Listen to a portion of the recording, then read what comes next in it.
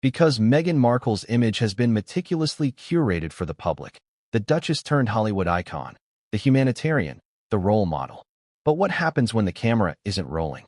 What happens when the spotlight is off, and the people who share your workspace are real humans with real frustrations?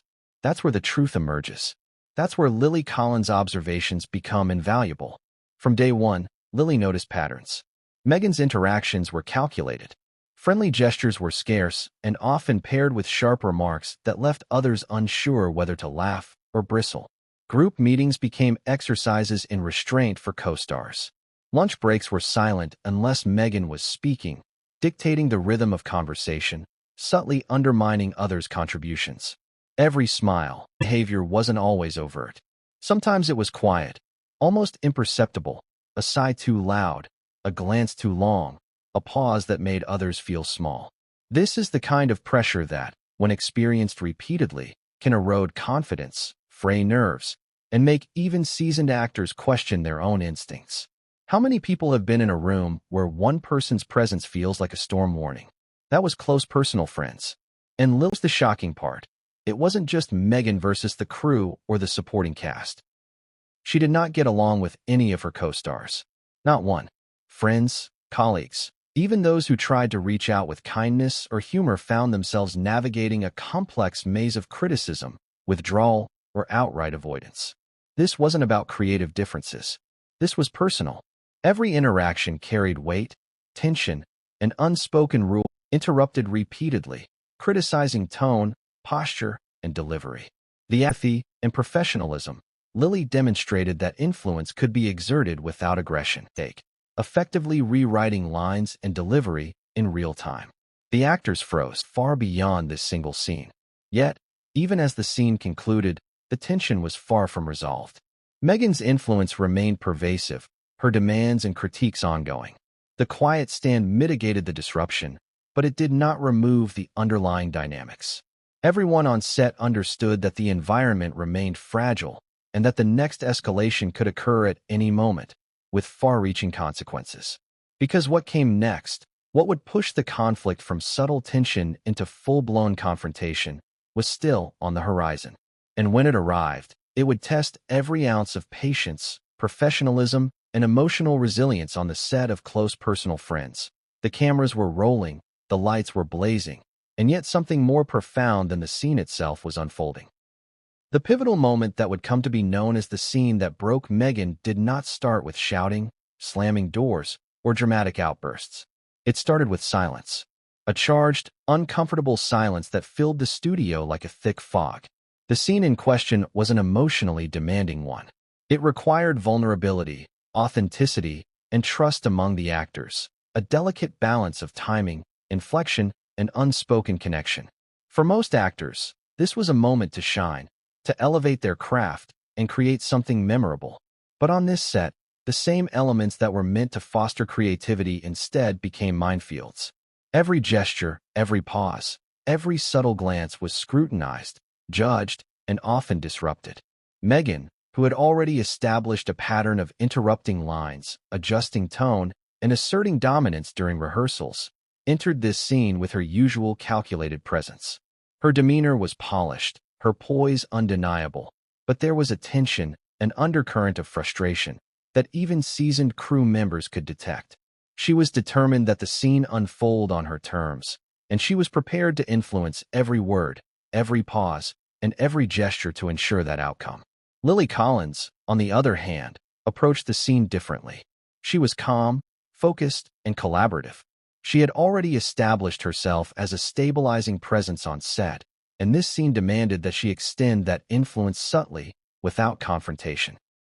She understood that the emotional stakes were high, not just for the performance, but for the fragile dynamics of the cast and crew. She also understood that Meghan's behavior had reached a point where it threatened the integrity of the scene itself. As the scene began, Meghan immediately attempted to assert control. She corrected a line mid-delivery, insisting that it be said in a different tone. She repositioned herself physically, subtly directing the blocking to center attention on her. She whispered comments to co-stars about matching her energy and elevating the scene. The director tried to intervene, gently reminding her that the rehearsal was an exploration of the material, not a finalized performance. Meghan's response was polite but cutting. "I'm only trying to bring depth to the scene. If others can't keep up, that's their problem." The tension in the room spiked. Co-stars faltered under the pressure. Crew members exchanged glances, uncertain whether to intervene or remain silent. The energy on set, once carefully balanced by Lily's quiet stand, was now in danger of collapsing entirely. It was at this precise moment that Lily made a subtle but critical decision. Instead of confronting Meghan, instead of escalating the situation, she chose a different approach. She leaned into her own performance, anchoring the scene with unwavering focus. Every line was delivered with precision, every gesture executed with clarity.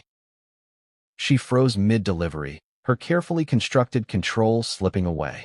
The room held its breath as the subtle power shift became undeniable.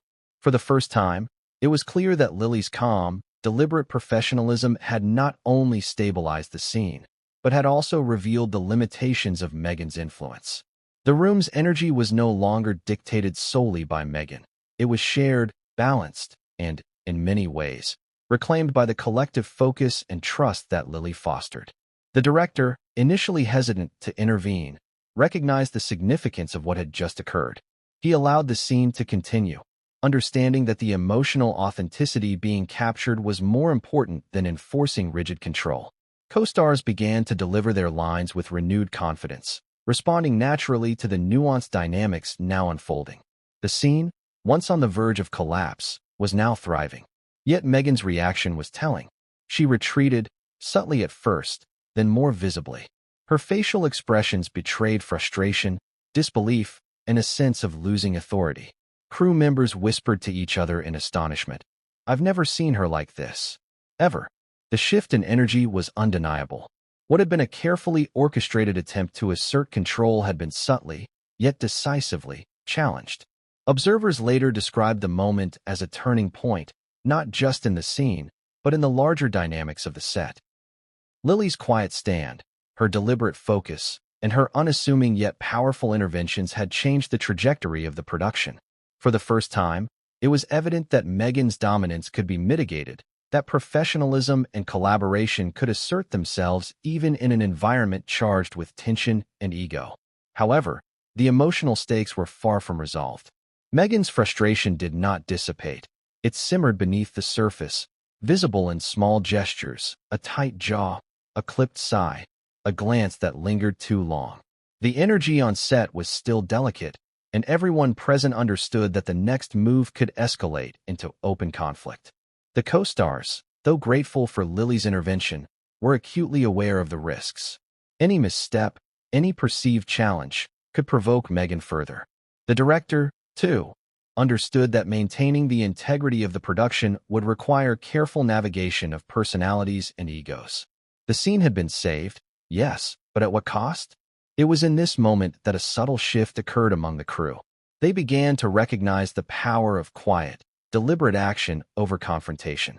They understood that influence could be exerted without aggression, and that leadership did not always require a loud voice. Lily's approach became a blueprint for navigating the set, a model of resilience, professionalism, and emotional intelligence.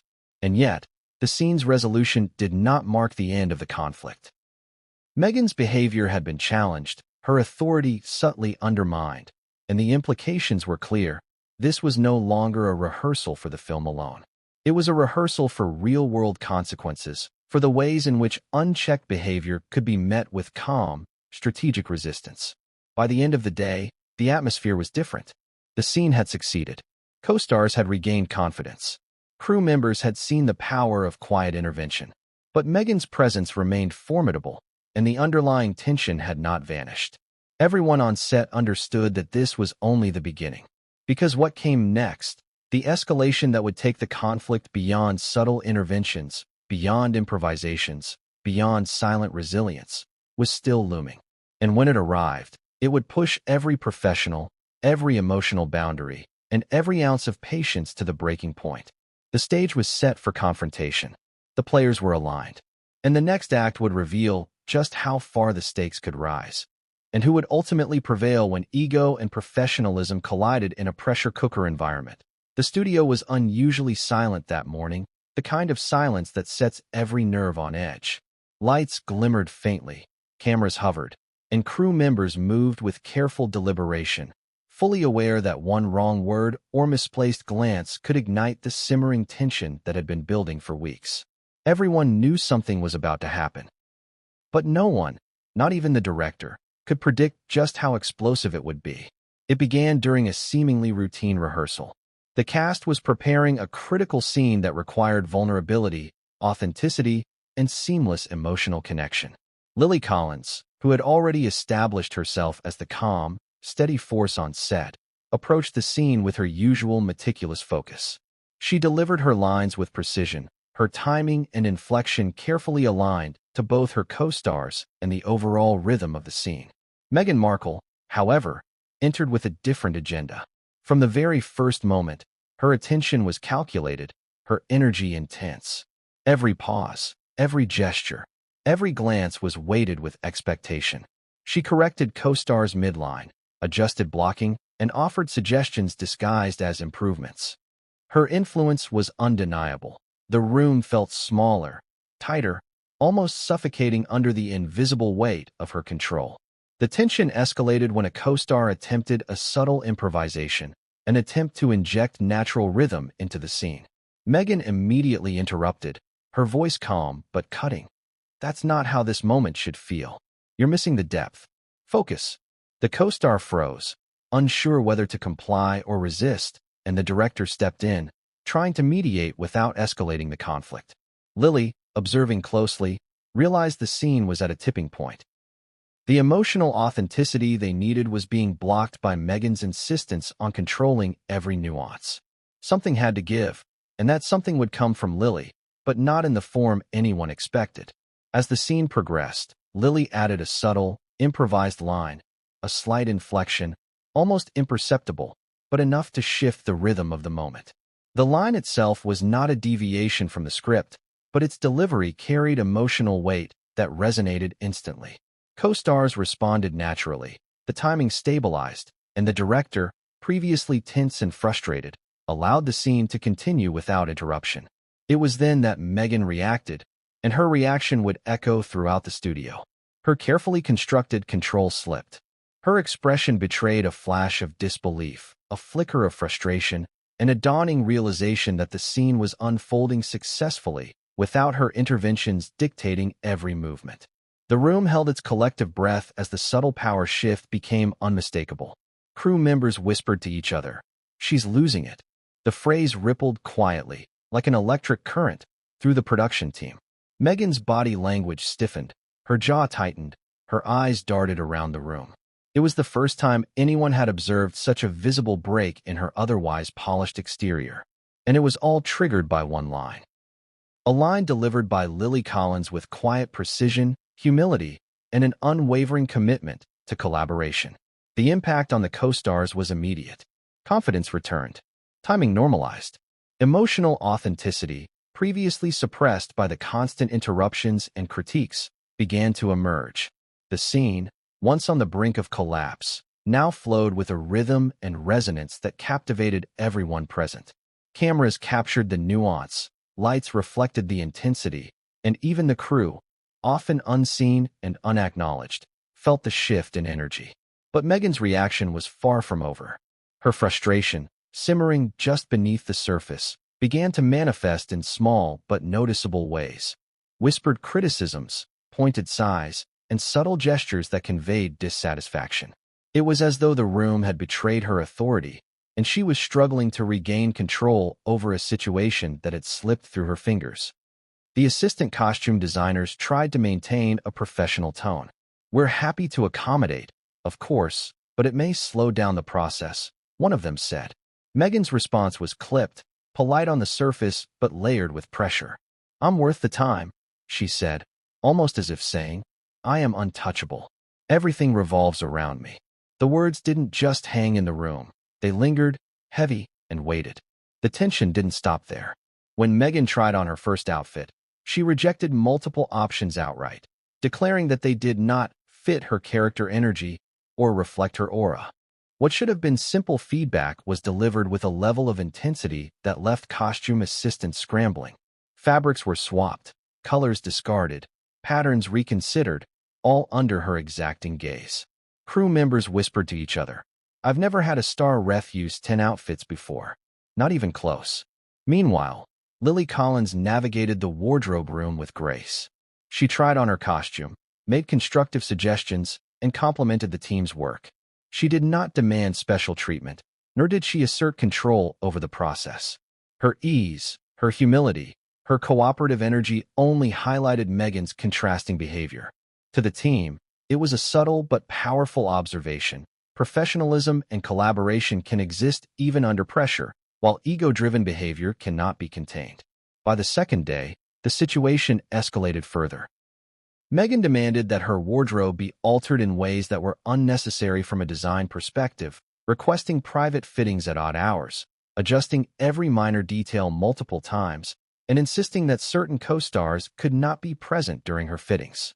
The crew grew increasingly frustrated, whispering about the diva who refuses to share a room and the energy that poisons even simple tasks.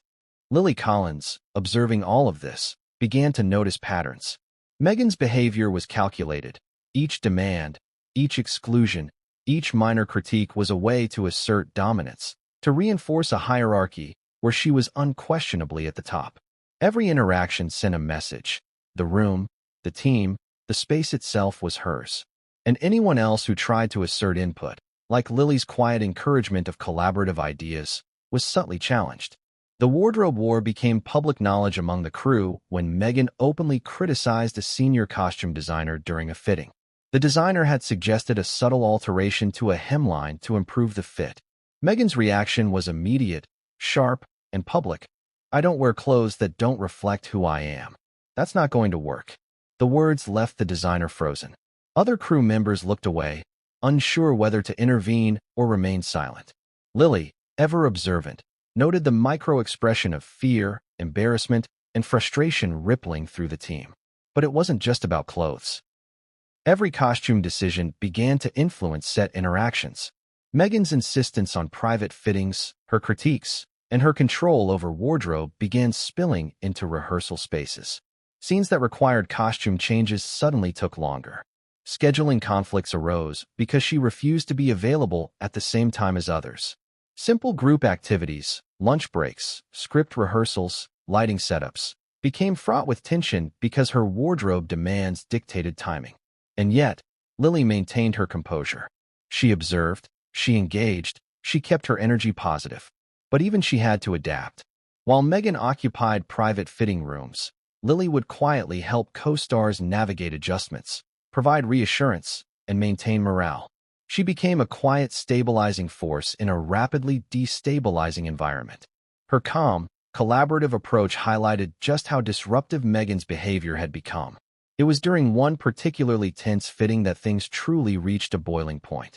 Meghan had rejected 6 outfits in a row, each time citing energy misalignment or a mismatch with the character's aura.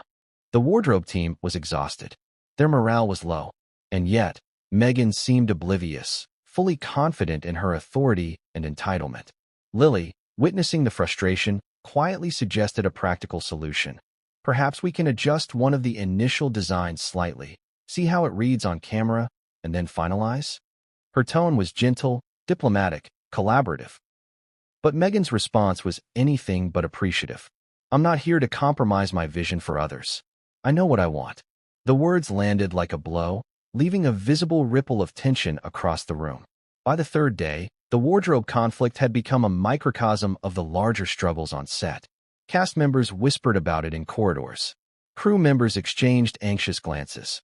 Even the director, who had initially dismissed the diva reports as typical celebrity behavior, began to recognize a pattern that suggested deeper, more insidious control tactics. The tension wasn't just practical, it was emotional. For actors, for crew, for the team, every interaction became a negotiation. Every glance carried weight. Every suggestion carried risk. And for Lily Collins, every moment became a chance to observe, document, and prepare for the inevitable escalation. She saw how Meghan's control over wardrobe wasn't just about clothing. It was about asserting dominance, influencing the energy of the set, and testing the boundaries of collaboration. Humor sometimes punctuated the tension, short bursts of irony, whispered jokes among crew, but the underlying current remained strong. It was like walking on a tightrope over a pit of fire.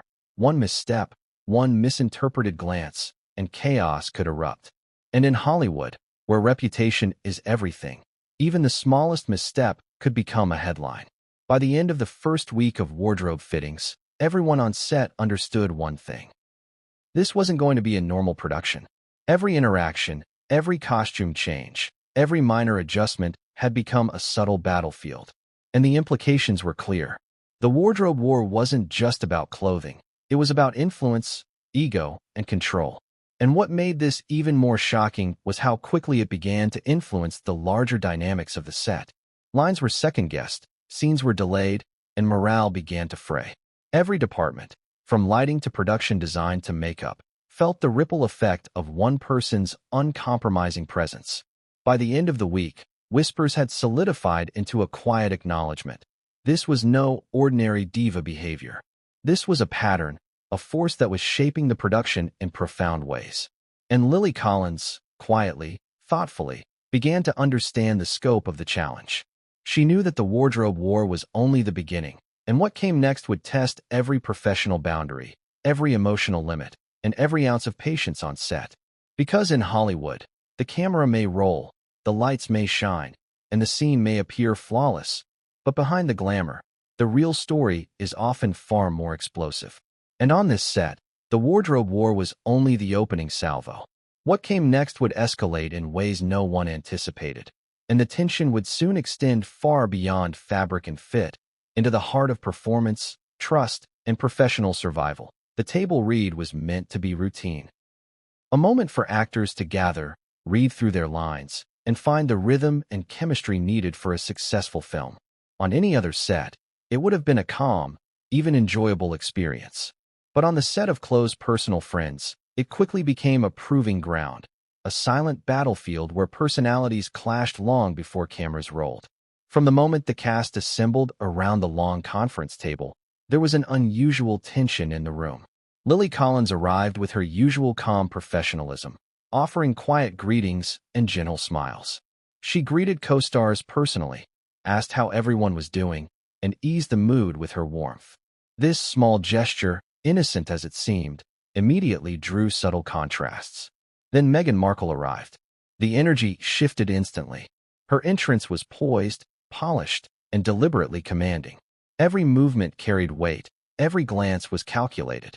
Unlike Lily, whose presence was grounding, Meghan's was charged with an almost imperceptible but unmistakable tension. Crew members whispered to each other in disbelief. The subtle dynamics were already changing the room. As the director began the read-through, the first signs of disruption appeared. Meghan was meticulous, overly meticulous, according to several cast members.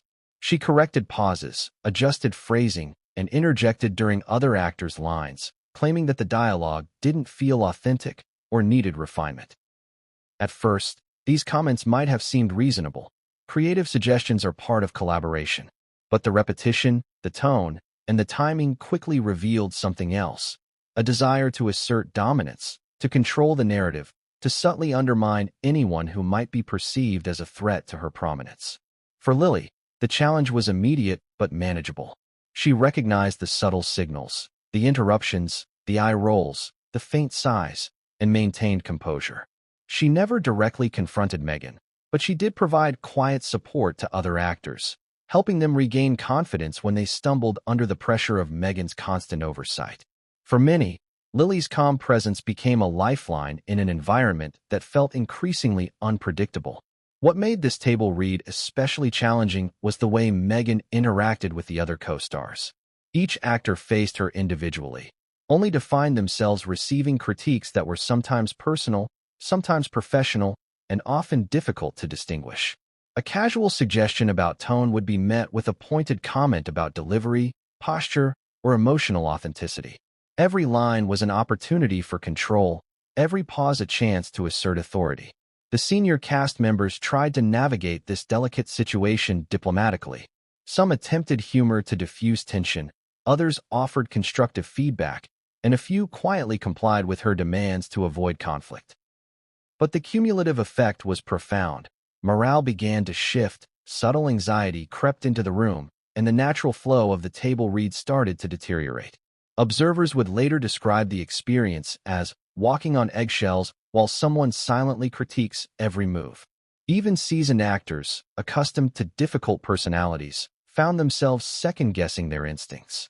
Lines that had previously flowed naturally now felt forced.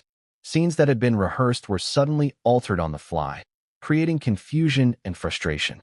And then came the moment that would define the table read disaster. During a scene requiring a delicate emotional exchange between Meghan and a supporting actor, she interrupted mid-line, claiming the delivery was not believable and doesn't reflect the character's depth. The supporting actor paused, uncertain whether to continue. The director tried to intervene, explaining that the read-through was meant to explore the scene rather than finalize it. Meghan's response was sharp, polite in words but cutting in tone. "I'm just trying to elevate the performance. If others can't see it, that's their issue." The room fell silent. Everyone could feel the weight of the comment. It was a masterful assertion of dominance, polite on the surface, but designed to destabilize others. Some cast members glanced at each other, exchanging subtle nods of solidarity or barely restrained frustration. Lily, quietly observing, noted the microtension. The subtle flinches, the shallow breaths, the imperceptible tightening of fists. She recognized this as more than difficult behavior. It was strategic. It was a calculated effort to shape the room, to assert control, and to subtly undermine confidence. By the second half of the table read, the tension was almost palpable. Each scene became a negotiation. Every line was accompanied by mental calculations. Will she approve, or will she critique? Simple gestures, like a nod or a smile, were scrutinized, and even the smallest misstep could trigger a pointed correction. Crew members whispered privately that they had never witnessed such intense micromanagement, even from other stars known for demanding behavior. Yet, amidst the tension, there were moments of irony and humor, if only observed quietly. When Meghan paused dramatically during a read-through to critique an emotional inflection, a junior actor whispered under their breath, "Is she auditioning to be the director too?" The comment was met with muffled giggles from those who recognized the absurdity of the situation, but even these small moments could not fully diffuse the pressure. Lily, throughout, remained grounded. She engaged when appropriate, stayed in character, and maintained the professional tone that Meghan often disrupted. Her calm became a subtle counterbalance to Meghan's dominating energy. Crew members began to notice that while Meghan's behavior created chaos, Lily's approach maintained cohesion and kept the read-through moving forward despite the disruptions. But the damage was already occurring. By the end of the session, several actors admitted privately to feeling demoralized. Lines that had seemed natural days before now required multiple read-throughs. Scenes that should have been collaborative exercises turned into tense negotiations over delivery, tone, and pacing. The energy in the room had shifted, and the ripple effects were beginning to extend beyond the table read itself. It was during a particularly charged moment that the first real confrontation emerged. A co-star attempted to improvise slightly, adding a personal touch to a line. Meghan immediately interrupted, criticizing both the delivery and the decision to improvise. The co-star froze, and a palpable sense of anxiety spread through the room. The director intervened, attempting to mediate, but Meghan's influence was clear. She controlled the rhythm, the tone, and, increasingly, the emotional landscape of the set. The irony, observers noted later, was that the table read, a process designed to strengthen collaboration and foster creativity, had become a reflection of power dynamics, ego, and the struggle for dominance. What was intended as preparation became a microcosm of the larger conflicts to come.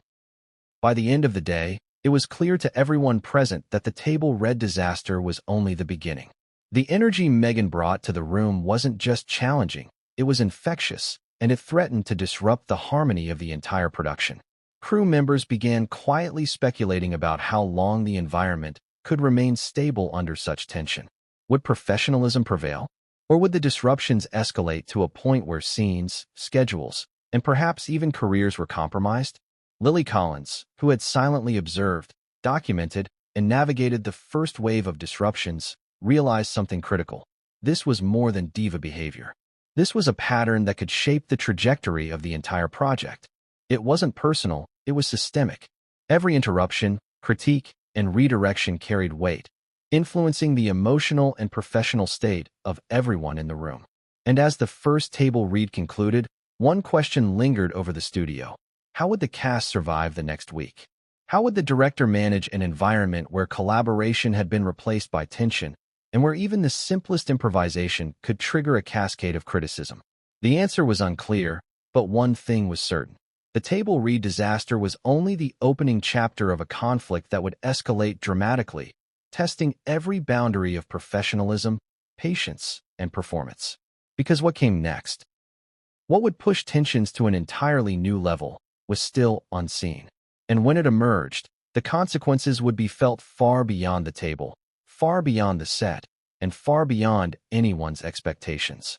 The story was just beginning, and no one was prepared for the storm that followed. By the time the first week of table reads and fittings had passed, the atmosphere on set of Close Personal Friends had shifted into something palpable, almost electric, though not in a good way. The tension wasn't just a series of minor annoyances or the typical diva demands that every seasoned actor had come to expect from high-profile co-stars. This was different. It had weight, persistence, and an almost methodical quality that quietly but firmly reshaped the dynamics of the entire production. For Lily Collins, it became clear that simply performing her lines well, showing up on time, and maintaining professionalism would not be enough. Something more was needed. This was no longer about her career alone. It was about protecting the morale of her colleagues, maintaining a semblance of sanity on set, and preventing a single individual's behavior from derailing weeks of preparation and months of planning. And so Lily chose a path that required more courage than many people realized. She decided to take a stand, quietly, deliberately, without confrontation. She observed, she listened, she noted patterns, and she acted strategically in small but meaningful ways. Unlike Meghan, whose approach was loud, commanding, and often antagonistic, Lily's approach was almost invisible, but it carried a force that, in retrospect, would become undeniable. Her first tactic was simple, calm presence. In the chaos of wardrobe demands, sudden critiques during readings, and whispered complaints circulating among crew and cast alike, Lily maintained her composure. She greeted everyone with warmth, offered encouragement without judgment, and provided subtle reassurance when someone faltered under the pressure of Meghan's interventions. In a room where anxiety was spreading like wildfire, Lily was a stabilizing force. She also became a silent ally to her co-stars. When Meghan interrupted lines or critiqued performances mid-read, Lily would make eye contact with the affected actors, offer a subtle nod of encouragement, or quietly whisper a quick reminder of the character's intent. These small gestures were not dramatic or confrontational, but they carried immense emotional weight. For actors who were beginning to second-guess themselves, Lily's support was grounding. It reminded them that professionalism and collaboration were still possible, even in an environment dominated by tension and ego. The quiet stand Lily took also extended to communication. She didn't call out Meghan publicly. She didn't participate in office gossip or fuel the growing perception of chaos. Instead, she addressed issues privately and discreetly, offering feedback or reassurance where it mattered most. She understood that a public confrontation could escalate the situation, potentially harming not only her reputation but also the production itself. By choosing silence over spectacle, observation over reaction, she subtly reclaimed some measure of control over a set that was increasingly feeling uncontrollable.